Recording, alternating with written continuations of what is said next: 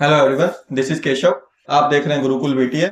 अभी तक हम कवर कर चुके हैं वीकली टेस्ट सीरीज में फर्स्ट चैप्टर रियल नंबर्स। तो जिन भी स्टूडेंट्स ने अभी तक टेस्ट नहीं दिया तो आप टेस्ट यूट्यूब के कम्युनिटी पोस्ट में देख सकते हैं और सॉल्यूशन का लिंक डिस्क्रिप्शन में अवेलेबल है, वहां जाके आप देख सकते हैं।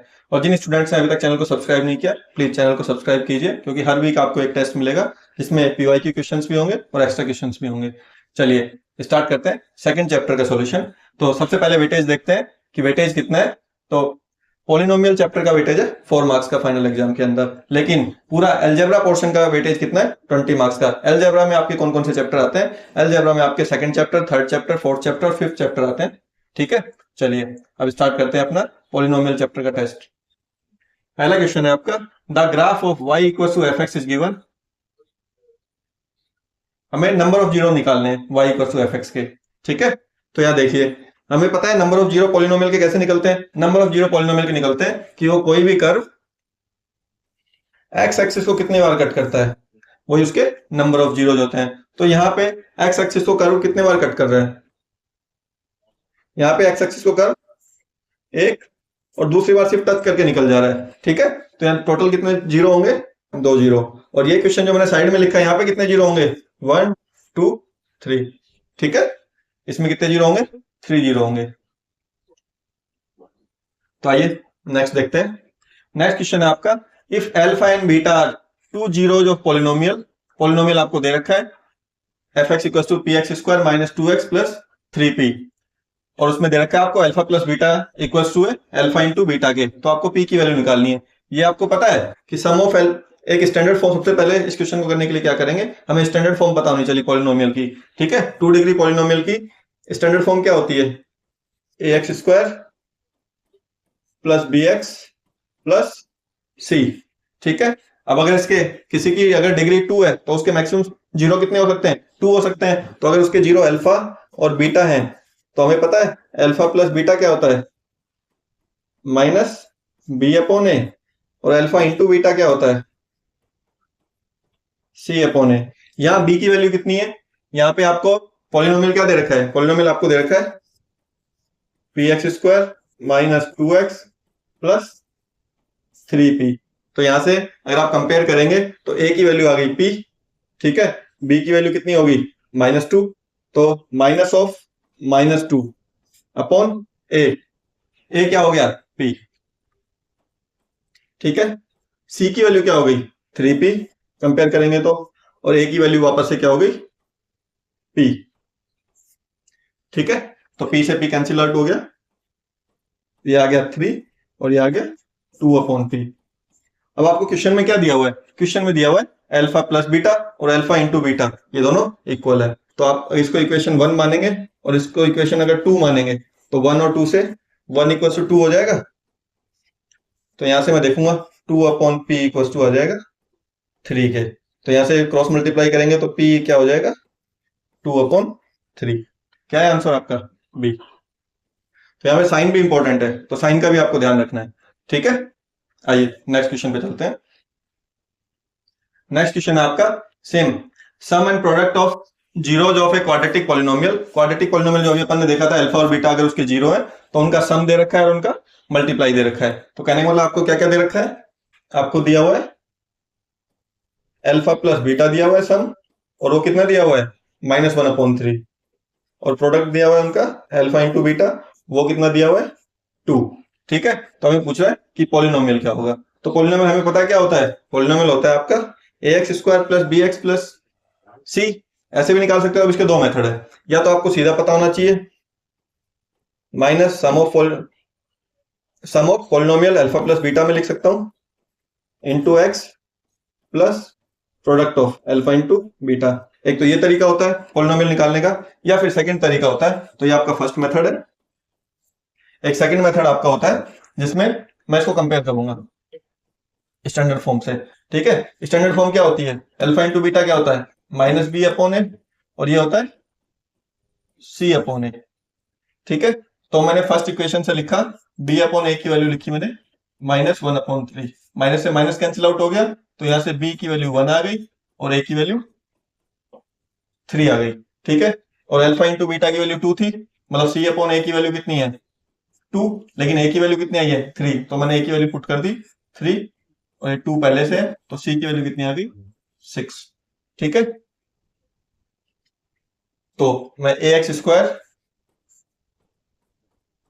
Plus B X plus C में एबीसी की वैल्यू पुट कर दूंगा।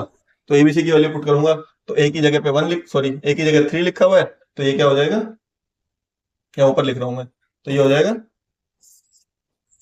3x स्क्वायर, बी की जगह पे 1 लिखा हुआ है x प्लस सी की जगह पे कितना लिखा हुआ है 6, तो क्या हो जाएगा 6। ठीक है, और सेम चीज अगर मैं फर्स्ट मेथड में वैल्यू पुट करता तो क्या हो जाता, x square minus alpha plus beta क्या है, अल्फा प्लस बीटा क्या लिखा हुआ है -1/3, तो -1/3। ठीक है, प्लस सी अपॉन ए, अल्फा इंटू बीटा क्या लिखा हुआ है 2, यहाँ पे सॉरी एक्स भी आएगा। ठीक है, तो माइनस माइनस प्लस हो गया, तो यहां से क्या आया पॉलिनोमियल प्लस x/3 प्लस 2।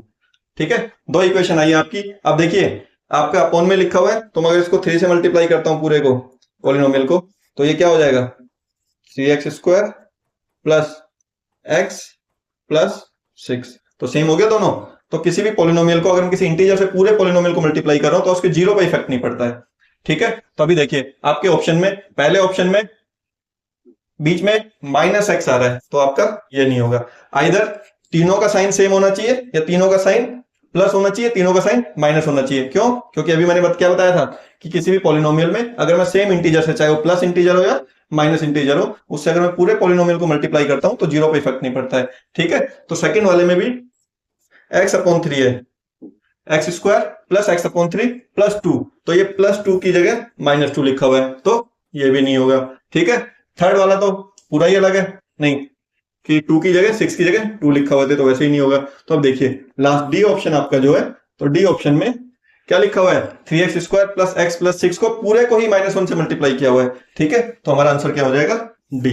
ठीक है, तो इस क्वेश्चन में इंपॉर्टेंस क्या है, इससे हमें ये पता चलता है कि अगर मैं पूरे पॉलिनोमियल को किसी एक इंटीजर से मल्टीप्लाई करता हूं, चाहे वो पॉजिटिव इंटीजर हो या नेगेटिव इंटीजर हो, तो उसके जीरो पे कोई इफेक्ट नहीं पड़ता है। ठीक है, चलिए नेक्स्ट क्वेश्चन देखते हैं।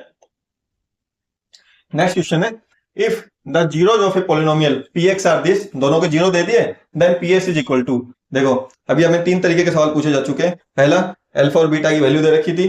ठीक है, सॉरी पहला क्या तरीके का सवाल था जिसमें दिया हुआ था दोनों के सम दिए हुए और मल्टीप्लाई दिया हुआ है प्रोडक्ट का। ठीक है, तो रूट के सम दिया हुआ है और मल्टीप्लाई दिया हुआ है और हमें पॉलिनोमियल निकालना था, वो एक क्वेश्चन हो गया। सेकंड क्वेश्चन आपको दिया हुआ था कि उन दोनों में रिलेशन ऑलरेडी दिया हुआ था आपको, alpha plus beta equals to alpha into beta है, और उसके बाद आपको पी की वैल्यू निकालनी थी। ठीक है, अब इसी सीरीज में हम थर्ड क्वेश्चन देख रहे हैं, थर्ड टाइप का, कि मेरे को ऑलरेडी जीरो दे दिए और अब मेरे से पॉलिनोमियल पूछ रहा है। ठीक है, लेकिन यहाँ पे पॉलिनोमियल लिखने का तरीका फैक्टर फॉर्म में लिखा हुआ है। ठीक है, अब इसको सॉल्व करते हैं आगे। तो सबसे आसान तरीका तो क्या है, इसमें वापस से दो तरीके हो जाएंगे। पहला तरीका क्या हो जाएगा कि मैं जिसके अगर फैक्टर इजीली हो सकते हैं उसके मैं फैक्टर करके देख लूं। जैसे डी क्या होता है ए स्क्वायर माइनस बी स्क्वायर, पहले डी का ट्राई करते हैं अपन, एक्स स्क्वायर -24, ए प्लस बी ए माइनस बी, एक्स माइनस √24 और एक्स प्लस √24, तो इससे क्या आंसर आएगा इसका, इससे +√24 -√24 होगी, हमारे जीरो तो है ही नहीं। ठीक है, तो अभी मैं बी को देखता हूं जो कि बहुत आसानी से निकल सकते हैं क्योंकि ऑलरेडी फैक्टर करके दिए हुए हैं आपको। तो यहां से मेरे को दिया हुआ है x+3 पॉलिनोमियल और -x-8, तो मैं इसको जीरो रखूंगा तो क्या होगा, आइदर x+3 = 0 और -x+8 लिखा हुआ है, -x+8 = 0। तो यहां से मैं क्या देखूंगा, x = -3 और इधर इसको भी दूसरी तरफ लेके जाऊंगा तो -x = 8 हो जाएगा, -8 हो जाएगा, माइनस से माइनस कट गया तो x = 8। तो यही आपको आंसर दे रखा है कि x एक तो -3 है, सॉरी एक अल्फा -3 है और बीटा कितना है 8 है, तो आपका आंसर क्या हो जाएगा बी। ठीक है, एक तो ये तरीका हो गया। सेकंड तरीका मेरा क्या है, सेकंड तरीका मैं यहां लिख रहा हूं आपका। ठीक है, नेक्स्ट पेज में करते हैं। सेकंड मेथड आपका क्या है कि अगर मेरे को अल्फा की वैल्यू दे रखी है -3, बीटा की वैल्यू भी दे रखी है 8, तो मुझे पता है अल्फा इंटू बीटा क्या होगा 24 माइनस का, और अल्फा प्लस बीटा क्या होगा प्लस का 5। तो देख लीजिए किसमें, इसमें -24 नहीं आ रहा, कैंसिल आउट, इसमें -24 तो आ रहा है, लेकिन अल्फा प्लस बीटा गायब है इसमें, एक्स का टर्म गायब है ना, तो अल्फा प्लस बीटा गायब है। ठीक है, अब बीच वाला टर्म बचा, इसमें अल्फा इंटू बीटा तो -24 दे रखा है, तो ये तो ठीक है, लेकिन अल्फा प्लस बीटा क्या होना चाहिए, -b होना चाहिए था ये। ठीक है, तो ये -5 होना चाहिए था, जो कि +5 लिखा हुआ है, तो ये भी गलत है। अब अपना थर्ड क्वेश्चन बचा, तो इसमें अब इसमें आप कंफ्यूज मत होना, इसको मैं यहां सोल्व कर रहा हूं, क्योंकि इसमें जब x को x से मल्टीप्लाई करेंगे तो आपका -x² आएगा। ठीक है, और 8 को 3 से करेंगे तो प्लस का 24 आएगा। ठीक है, और जो अपन बात कर रहे हैं x 8 से होगा तो 8x, और 3 से होगा तो -3x। इसको मैं सोल्व करूंगा तो ये आ जाएगा +5x + 24। ठीक है, तो अगर मैं -b/a वगैरह भी निकालूंगा, तो यहां से अगर मैं -b/a देखता हूं, तो यहां से a की वैल्यू आ गई -1, ठीक है, b की वैल्यू आ गई 5, c की वैल्यू आ गई 24, तो ये दोनों को सेटिस्फाई करेगा। तो मैं b/a देखूंगा तो 5/-1, ठीक है, तो ये -5 आ गया, तो यही आ रहा था अपना, सॉरी, -b/a देखना है मेरे को, -5/-a, -1 कैंसिल आउट हो गया, तो क्या आ गया 5, तो यही आ रहा है अपना यहाँ पे alpha plus beta.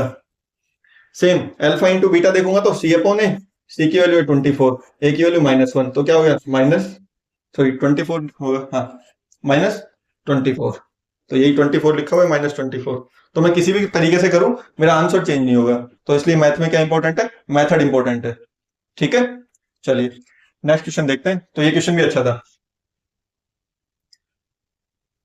Next question देखते हैं, इफ द क्वाड्रेटिक इक्वेशन, देखिए पॉलिनोमियल हो या क्वाड्रेटिक इक्वेशन हो, तो एक पॉलिनोमियल और क्वाड्रेटिक इक्वेशन के बीच में क्या डिफरेंस होता है कि पॉलिनोमियल में इक्वल टू जीरो नहीं लिखा होता है, जो यहाँ पे इक्वल टू जीरो लिखा हुआ है। ठीक है, तो इक्वल टू जीरो नहीं होता है, तो क्या बन जाता है, पॉलिनोमियल इक्वल टू जीरो लिखा हुआ है, तो क्या बन जाता है, quadratic equation has real and equal roots. तो इक्वेशन में मैं रूट बोलता हूं, और पॉलिनोमियल में मैं क्या बोलता हूं, जीरो। ठीक है, कि अगर उसमें इक्वल रूट है मतलब इक्वल जीरो है, इक्वल जीरो का मतलब क्या हो गया, अल्फा इक्वल टू बीटा। तो फाइंड द वैल्यू ऑफ के, तो इसके दो तरीके हैं, एक तो क्वाड्रेटिक फॉर्मूला से निकाल सकते हैं, अगर थर्ड चैप्टर पढ़ चुके हैं, क्वाड्रेटिक इक्वेशन चैप्टर पढ़ चुके हैं, तो वहां से निकाल सकते हैं b² - 4ac को इक्वल टू जीरो रख के, या फिर अगर मैंने वो नहीं पढ़ा है तो सिर्फ मैं पॉलिनोमियल से करना चाह रहा हूं, तो मैं क्या करूंगा, अल्फा इक्वल टू बीटा है। तो अब देखिए अल्फा इंटू बीटा, हमें पता है c/a होता है, c की वैल्यू कितनी है 16, और a की वैल्यू कितनी है 9, तो अल्फा और बीटा तो बराबर है, तो क्या हो जाएगा अल्फा² इक्वल टू 16/9, तो अल्फा की वैल्यू क्या आ गई, स्क्वायर रूट करूंगा तो +-16 का स्क्वायर रूट 4 और 9 का 3। ठीक है, अब मैं जाता हूं किस पे, अल्फा प्लस बीटा, तो अल्फा प्लस बीटा क्या हो जाएगा 2 अल्फा, तो 2 अल्फा की वैल्यू क्या हो जाएगी -b/a, तो -b की वैल्यू क्या है -8k अपॉन a की वैल्यू क्या है 9। ठीक है, तो यहां से 2 से 8 कट गया 4, यहां से अल्फा की वैल्यू कितनी आ गई, अल्फा की वैल्यू आ गई आपकी -4k/9। ठीक है, तो अब मैं दोनों इक्वेशन से मेरी अल्फा की वैल्यू को इक्वल रख देता हूं, इक्वेशन 1 और इक्वेशन 2, इन दोनों से अगर मैं अल्फा की वैल्यू को इक्वल रखूंगा तो क्या लिखा हुआ है मेरा 4/3 इक्वल टू 4k/9। ये देखिए प्लस माइनस है, तो अभी के लिए प्लस माइनस लेके चलते हैं, देखते हैं आंसर क्या आता है। 4 से 4 कैंसिल आउट हो गया, 3 3 जा 9, तो k आ गया, क्या आ गया +-3।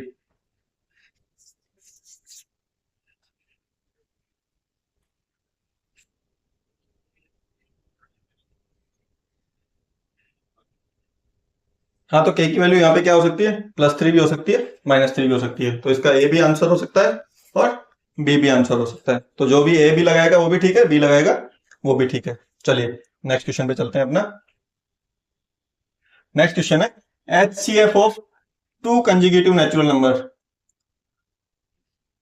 तो पिछले वीडियो में अपन ने क्या देखा था, एक वर्ड देखा था अपन ने, कोप्राइम। कोप्राइम क्या होता है, जिनके बीच में कोई फैक्टर कॉमन नहीं होता है, उसको क्या बोलते हैं, कोप्राइम। तो दो कंजुगेटिव नंबर जो होते हैं, दो कंजुगेटिव मतलब लगातार नंबर, जैसे 2 3 या 3 4 या फिर 4 5, ये सब क्या है कंजुगेटिव नंबर, तो इनमें कोई कॉमन फैक्टर नहीं होता है। तो जिस चीज में कोई कॉमन फैक्टर नहीं होता है तो उसमें कॉमन फैक्टर क्या होता है 1, और कॉमन फैक्टर को अपन क्या बोलते हैं HCF, तो उनका HCF क्या हो जाएगा 1, तो आंसर क्या हो जाएगा 1।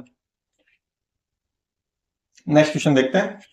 नेक्स्ट क्वेश्चन है द नंबर 2 की power n where n is a natural number can not end with the digit. तो ये क्वेश्चन भी अपने पिछले टेस्ट में था कि अगर 2 की पावर n है तो n की वैल्यू कुछ भी रखूं अगर मैं, तो वो कैन नॉट एंड, कि वो कहां पे एंड नहीं हो सकता, या यूनिट डिजिट क्या नहीं हो सकती।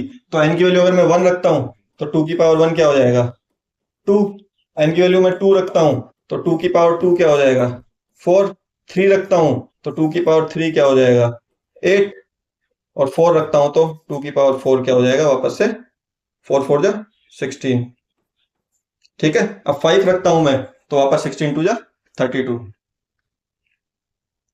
2 की पावर 5 रखता हूं अगर मैं तो क्या हो जाएगा 16 2 जा 32। तो देखिए वापस से 2 रिपीट होना शुरू हो गया, तो अब 6 रखूंगा तो 64 आएगा, तो 4 आ जाएगा। तो यूनिट डिजिट क्या हो सकती है 2 की पावर, अगर मैं कुछ भी करूं तो यूनिट डिजिट क्या हो सकती है, यूनिट डिजिट या तो 2 हो सकती है, 4 हो सकती है, 6 हो सकती है और 8 हो सकती है। तो 4 भी हो सकती है, 6 भी हो सकती है, 2 भी हो सकती है, लेकिन 0 नहीं हो सकता है। तो कैन नॉट पूछा है तो आंसर क्या हो जाएगा अपना 0। ठीक है, आइए नेक्स्ट क्वेश्चन देखते हैं। नेक्स्ट क्वेश्चन है if alpha and beta are zero of a quadratic polynomial then find the value of this. देखो फिर अलग तरीके से आ गया क्योंकि आपस में रिलेशन दे दिया। तो अब मेरे को क्या पता है इसको पहले तो P x square plus Q X plus R को स्टैंडर्ड फॉर्म से मैं कंपेयर करूंगा, A X square plus B X plus C से अगर मैं कंपेयर करता हूं तो ए की वैल्यू मेरी आ गई पी, बी की वैल्यू आ गई मेरी क्यू, और सी की वैल्यू आ गई आर।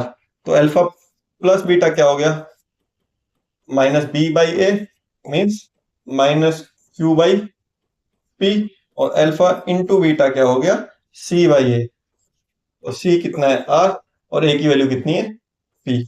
ठीक है, अब देखिए मेरे से फाइंड क्या करवा रहा है, या क्या पूछ रहा है। अब मेरे से पूछ रहा है alpha cube beta plus beta cube alpha. तो सबसे पहले तो मैं कॉमन आ रहा है कुछ, अल्फा इंटू बीटा कॉमन आ रहा है, अंदर क्या बच गया alpha square plus beta square. अब मैं सारी चीजों को कन्वर्ट करने की कोशिश करूंगा अल्फा प्लस बीटा और अल्फा बीटा में। ठीक है, तो मैं क्या करूंगा अल्फा प्लस बीटा, और ये इसमें एक बार मैं प्लस कर देता हूं 2 अल्फा बीटा, और एक बार माइनस कर देता हूं 2 अल्फा बीटा। ये क्यों किया मैंने, क्यों, क्योंकि मेरे को पता है अल्फा प्लस बीटा का होल स्क्वायर का फॉर्मूला क्या होता है, या अल्फा माइनस बीटा के होल स्क्वायर का फॉर्मूला क्या होता है alpha square plus beta square plus 2 alpha beta. और मेरे को अल्फा प्लस बीटा भी पता है, अल्फा इंटू बीटा भी पता है, इसलिए मैंने अल्फा प्लस बीटा का होल स्क्वायर की प्रॉपर्टी यूज करने के लिए सब कुछ किया। तो मैं क्या करूंगा अल्फा प्लस बीटा का whole square minus 2 alpha beta. देखिए इस इक्वेशन में को सारी वैल्यू पता है, अल्फा इंटू बीटा की वैल्यू क्या हो गई मेरी r upon p, alpha plus beta की वैल्यू क्या हो गई मेरी q square upon p square. ठीक है, और 2 अल्फा बीटा की वैल्यू क्या हो गई माइनस 2 अल्फा बीटा क्या हो गया आर अपॉन पी। तो ये आंसर बोल सकते हो आप इसको सीधा सीधा। ठीक है, ये भी आंसर लिख सकते हो या फिर एलसीएम लेके भी आंसर लिख सकते हो। ठीक है, तो ये भी अच्छा क्वेश्चन है, पेपर में पूछा जा सकता है आप।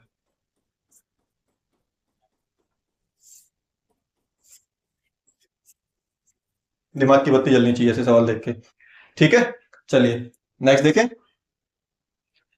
नेक्स्ट क्वेश्चन है आपका prove that 2 minus 5 root 3 is an irrational number given that root 3 is a irrational. तो एक अपन ने देखा था prove that root 3 is a irrational number, पिछले क्लास में अपन ने देखा था। तो फर्स्ट चैप्टर से दो ही मेजर सवाल बनते हैं जो कि बड़े सवाल बनते हैं, आइदर किसी प्राइम नंबर का रूट लेके बोलेगा कि prove that it is a irrational number, या फिर एक इरेशनल नंबर को किसी में ऐड करके या मल्टीप्लाई करके बोलेगा कि prove that it is an irrational number. तो आइए देखते हैं इसको कैसे करना है। तो वही सेम तरीका है, लेट अस अज्यूम, क्या एजम्पशन मानना है 2 minus 5 root 3 is a rational number not prime number, is a rational number. तो मैं क्या लिख सकता हूं 2 माइनस 5 रूट 3 को मैं लिख सकता हूं पी अपॉन क्यू। ठीक है, अब मेरे को इसके बाद क्या करना है, जो कि नॉर्मली सब लोग गलती करते हैं, ये बहुत सारे बच्चे गलती करते हैं। क्या गलती करते हैं कि स्क्वायर कर देते हैं, क्योंकि अपने को स्क्वायर किसमें करना था, जब मैं सिर्फ रूट को प्रूव कर रहा था कोई इरेशनल है कि नहीं है। लेकिन यहां मेरे को ऑलरेडी दे रखा है रूट थ्री क्या है, इरेशनल है, तो मैं उस प्रॉपर्टी को यूज करूंगा। तो मैं सिर्फ रूट थ्री को एक तरफ रखूंगा, बाकी सबको दूसरी तरफ ले जाऊंगा। तो मैं रूट थ्री को अगर एक तरफ रखूंगा तो ये क्या हो जाएगा, 5√3 माइनस का 5√3 पी अपॉन क्यू, और क्या हो जाएगा -2। अब रूट थ्री को अगर मेरे को एक तरफ रखना है तो रूट थ्री को मैं इधर रखूंगा, और बाकी -5 से मल्टीप्लाई है तो ये सब डिवाइड हो जाएगा, पी अपॉन -5q और -2 अपॉन -5। ठीक है, तो यहां से क्या हो जाएगा, √3 इक्वल टू क्या आ गया, -p/5q और ये +2/5। हम ऑलरेडी देख चुके हैं, ये हमने एजम्पशन माना p/q क्या है, रैशनल नंबर, 2/5 भी क्या है, रैशनल नंबर, और √3 दिया हुआ इरेशनल नंबर। तो ये लेफ्ट हैंड साइड क्या हो गया, इरेशनल नंबर, और राइट हैंड साइड क्या है, रैशनल नंबर। तो rational can not be equal to irrational number. So our initial assumption was, so we can say that it is contradiction, it is contradiction to our initial assumption, it is contradiction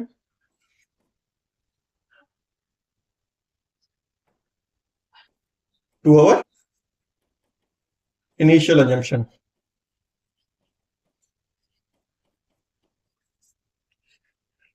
Hence क्या दिया हुआ है आपका, 2 - 5√3 is an irrational number। ठीक है, ये अपना answer हो गया। तो दो तरीके के सवाल बन सकते हैं, बड़े सवाल जो बन सकते हैं फर्स्ट चैप्टर से। तो दोनों तरीके के सवाल को, वैसे नंबर चेंज हो जाएंगे, मेथड पूरे का पूरा सेम रहेगा, तो इनको बार बार रिपीट करना है, जितना तरीके मतलब जितने बार भी आप कर सकें। ठीक है, तो 2 नंबर से 3 नंबर सिर्फ ये एक सवाल आपको देके जाएगा। आइए नेक्स्ट क्वेश्चन देखते हैं। नेक्स्ट क्वेश्चन है केस स्टडी बेस्ड क्वेश्चन है आपका। चलिए देखते हैं। During A theatre drama A backdrop of building arc was used, the shape of the curve shown below can be represented by the polynomial। तो आपको एक polynomial दिया हुआ है, ठीक है। अब डायग्राम से आपको ज्यादा फर्क नहीं पड़ रहा है, अब आपको क्या दे दिया, ऑलरेडी इन्होंने एक polynomial आपको दे दिया है। ठीक है, ये polynomial आपको दे दिया है। where x is the length, तो हमें पता ही है कि x is the length क्या है, on x axis पे क्या है, लेंथ है। ठीक है, अब लेंथ फीट में है, मीटर में है, तो हम लास्ट में जो लिखेंगे उसको फीट और मीटर लिखेंगे, इसलिए क्या दिया हुआ है, लेंथ किस में दी हुई है, फीट में दी हुई है। अब based on the figure given above answer the following question, कि जो भी फिगर दिया है उससे आपको आंसर करना है। Determine the height of the arc, कि आपको आर्क की हाइट निकालनी है। तो आर्क की हाइट देखो, मैक्सिमम हाइट कहां पे है, पॉइंट सी के ऊपर आपको मैक्सिमम हाइट लग रही है आर्क की। ठीक है, तो सी का कोऑर्डिनेट क्या है, 1, y। कहने का मतलब अगर मैं x की वैल्यू यहां पे कितनी है, x की वैल्यू देखो कितनी है, 1। अगर मैं 1 के ऊपर पॉलिनोमियल के अंदर px के अंदर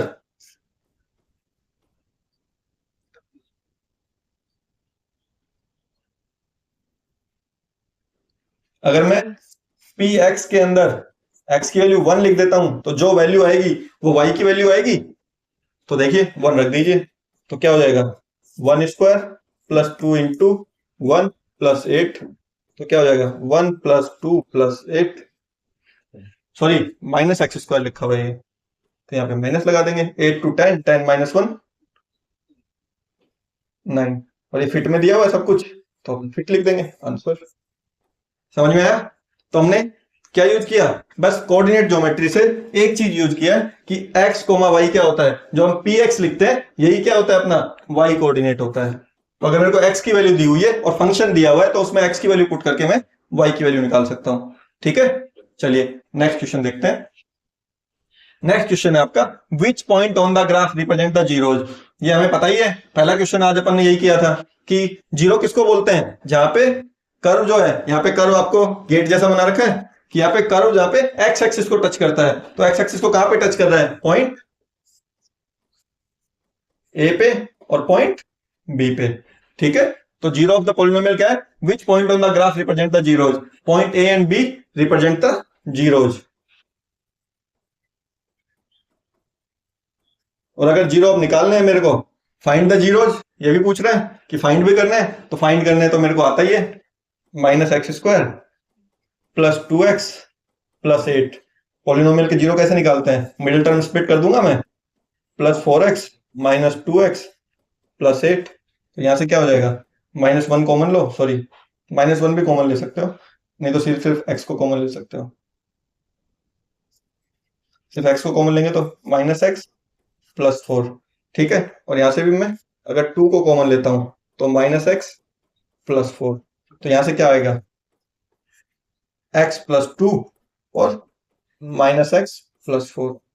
जीरो प्रूव करना है मेरे को, तो क्या हो जाएगा, या जीरो निकालना है मेरे को, तो इधर x प्लस 2 इक्वल टू 0 आएगा, और या फिर -x प्लस 4 इक्वल टू 0 आएगा। ठीक है, दो चीज जीरो हो सकती हैं, तो या तो x की वैल्यू क्या आएगी -2, या फिर x की वैल्यू क्या आएगी -4। तो पॉइंट ए और पॉइंट बी के कोऑर्डिनेट क्या हो गए, ए पॉइंट का कोऑर्डिनेट हो गया आपका, सॉरी +4 आएगा, ए पॉइंट का कोऑर्डिनेट हो गया 4,0, और बी पॉइंट का कोऑर्डिनेट अगर पूछेगा तो बी का पॉइंट का कोऑर्डिनेट -2,0। ठीक है, कोई दिक्कत, अगर कोई भी दिक्कत हो तो आप कमेंट कर सकते हैं, मैं रिप्लाई कर दूंगा आपका। ठीक है, नेक्स्ट क्वेश्चन है आपका, find the span of the arc on the stage floor. अभी क्या बोल रहा है, स्पैन बताना है कि कितना दूर तक हो गया है आर्क। ठीक है, तो ये आर्च कितना दूर तक गया है, पॉइंट ए से लेके पॉइंट बी तक। तो अभी मैंने पॉइंट बी का कोऑर्डिनेट क्या निकाला था, ये मैंने ऐसे बनाया था, पॉइंट बी का कोऑर्डिनेट था मेरा 4,0 और ये था -2,0, और बीच में 0 है, तो ये कितनी डिस्टेंस हो गई 4, ये कितनी हो गई 2। तो टोटल डिस्टेंस कितनी हो गई, ए बी कितना हो जाएगा, ए बी डिस्टेंस हो जाएगी 2 + 4, कितना हो जाएगा 6 फीट।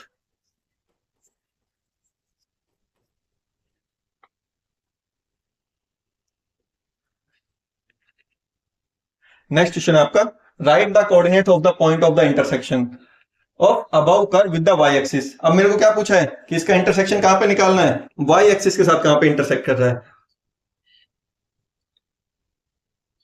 तो वाई एक्सिस के साथ कहां पे इंटरसेक्ट कर रहा है, इस पॉइंट पे इंटरसेक्ट कर रहा है। तो यहाँ पे एक्स की वैल्यू कितनी है, एक्स की वैल्यू मेरी 0। ठीक है, तो अगर मैं पूरे पॉलिनोमियल के अंदर एक्स की वैल्यू 0 पुट कर देता हूं, पी ऑफ 0 निकाल देता हूं, तो मेरा वाई कोऑर्डिनेट आ जाएगा, तो -0 + 0 + 8। तो क्या आ गया मेरा आंसर 8 फीट। ठीक है, तो ओरिजिन के ऊपर या वाई एक्सिस को जहां टच कर रहा है वहां पे क्या पूछा है, कोऑर्डिनेट पूछा है, तो अभी तो वाई कोऑर्डिनेट आया है, तो कोऑर्डिनेट हो जाएंगे आपके 0,8। ठीक है, ये आपका हो जाएगा आंसर।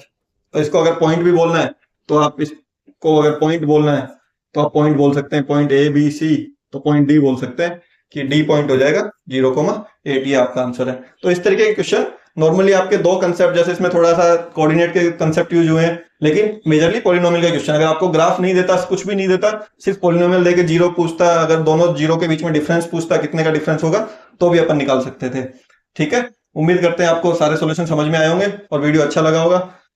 तो स्टूडेंट्स, अगर वीडियो अच्छा लगा हो और सॉल्यूशन समझ में आया हो तो वीडियो को लाइक करें, और अगर अभी तक चैनल को सब्सक्राइब नहीं किया तो प्लीज चैनल को सब्सक्राइब कीजिए।